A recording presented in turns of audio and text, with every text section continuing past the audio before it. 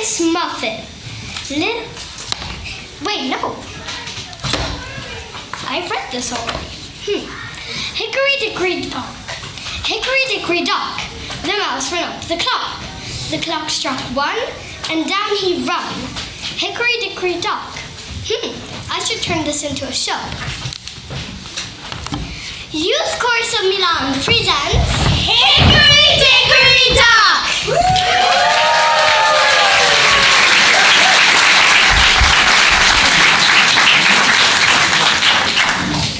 Hickory Dickory Dock. The mouse. Ew, I hate mice. They are so disgusting. How can you say that? Mice have cute round ears and twitchy little noses. They're disgusting, disease-carrying vermin. I assure you, all rodents in my nursery rhymes are 100% disease-free. Thank you very much. I want to bet on it, but go ahead. Geez, thanks. I'll begin again. Hickory dickory dock. The mouse ran up. I have a pet mouse named Herman. You don't say. Yep, he's got the softest white fur, and when I let him run across my stomach, his toes feel like 100 spiders dancing on my belly. I'm sure that's quite entertaining. Now, where was I? Oh yes, the clock. How could a mouse run up a clock anyway? Don't you mean he ran up the wall until he got to the clock? This wasn't the type of clock that hangs on the wall. It was a grandfather clock. You know, the one that sits on the floor and is quite tall. The mouse ran way up it. We didn't have a clock like that at home, but I've got a new one. See? It's warmer, has a timer, and it even has 2 alarms. And That's nothing. My dad's watch has GPS, and if you ask it what time it is, it tells you. Yeah, since my poem isn't about watches, let's focus back on the mouse and the grandfather clock. Hickory dickory dock. The mouse ran up the clock. The clock struck 1, and down he run. Down he run?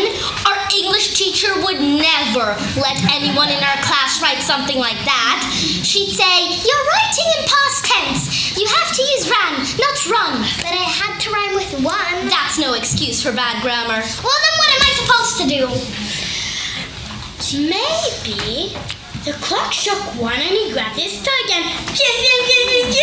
No, that's too violent. Guns aren't allowed in my nursery rhymes, even if they're toy guns.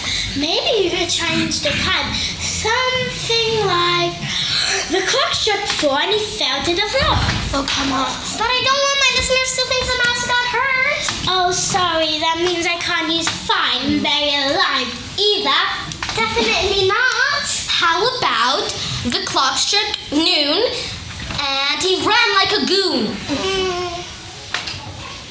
Or the clock struck 7 and he jumped up in heaven. Those are better. I'll give that to you. But I still prefer the original. How about we go for a total update on the grandfather clock thing? But I like the clock. The master's clock-running adventure provides classic imagery. It's the key element to the entire scene.